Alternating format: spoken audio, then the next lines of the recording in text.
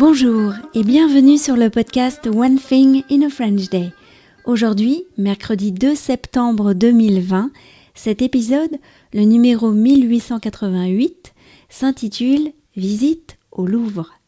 J'espère que vous allez bien et que vous êtes toujours de bonne humeur. Oui, le podcast sera là tout l'été pour vous faire voyager en France par les ondes ou par de belles rencontres. Abonnez-vous pour recevoir le texte du podcast ou plus sur onethinginafrenchday.com.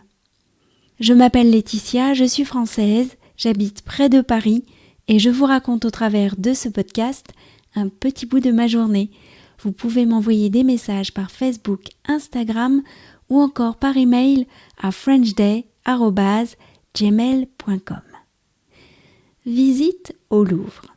Michaela était partie depuis bientôt une semaine. Nous étions vendredi, il faisait beau et chaud, et le chantier faisait toujours autant de bruit et de poussière. « On fait quoi, maman, aujourd'hui ? On retourne lire au parc ?» a demandé Lisa. « Aujourd'hui, nous avons rendez-vous à 13h30 avec France et Maya. Nous allons au Louvre ensemble. » Félicia a ri. « Maman, tu trouves toujours quelque chose pour ne pas être à la maison à cause du chantier. » C'était un peu vrai, mais j'avais tout de même très envie d'aller au Louvre. France et moi étions d'accord pour aller voir les antiquités égyptiennes. Dès les premières vitrines, j'ai eu un peu le vertige. Si chaque objet ou œuvre présentée avait une histoire aussi dense que le devant d'autel de la cathédrale de Bâle, il nous aurait fallu rester des jours dans chaque salle. J'ai donc pris les choses autrement. J'ai regardé simplement pour le bonheur des yeux. Nous sommes restés plus longtemps devant les vitrines qui intéressaient nos filles. Il y avait un peu de monde, mais pas trop. Nous n'avions pas fait la queue pour entrer dans le musée. Maya, qui connaît bien la section des antiquités égyptiennes, a fait le guide pour ses compagnes Félicia et Lisa. « Tu vois ça ? Ça sert à poser sa tête pour dormir. »« Ah bon ? Je pourrais pas dormir là-dessus, » a dit Félicia. « J'aime trop mon oreiller. » De salle en salle, nous avons navigué à travers l'Égypte ancienne. Et puis, tout à coup, changement de style, nous étions dans l'Antiquité grecque. On a fait quelques salles avant de renoncer. Ce serait pour une autre fois. « Cela vous dirait d'aller voir la Joconde ?» ai-je proposé. Nous avons changé d'aile du Louvre. C'est quand il faut aller à l'autre bout du musée qu'on se rend compte qu'il est immense. Nous nous sommes retrouvés dans une salle tout en longueur. Cette salle si longue rappelait une sorte d'autoroute. Les tableaux étaient plutôt sombres.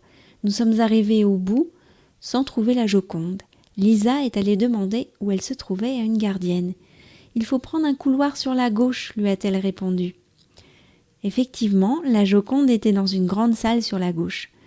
Ne me demandez pas quels étaient les autres tableaux. Je n'ai rien vu d'autre qu'elle. On aurait pu faire la queue pour l'approcher un peu et faire des selfies devant elle, mais on la voyait bien aussi sur le côté. Elle dégage quelque chose, presque comme une personne, avec son air tranquille, ses avant-bras croisés et son sourire. Il m'a semblé qu'elle riait de nous tous et de l'attroupement qu'elle suscitait. Je me suis surprise à penser « Ah, si la Joconde pouvait parler !» « Voilà, ai-je dit aux filles, vous avez vu la Joconde ?» « Alias Mona Lisa, a rajouté Félicia. « D'ailleurs, pourquoi a-t-elle deux noms ?» a commenté Lisa. « Parce que Mona Lisa, c'est son nom, et la Joconde, c'est le titre du tableau, » a répondu Félicia avec assurance. « Et tu as vu ? Elle s'appelle Lisa comme toi, » a ajouté Maya. « Oui, mais je la trouve plutôt moche. » La Joconde, fidèle à elle-même, est restée impassible devant ce commentaire désobligeant. One Thing in a French Day, c'est fini pour aujourd'hui. Je vous retrouve vendredi pour un nouvel épisode du podcast. Je vous dis à très bientôt. Au revoir.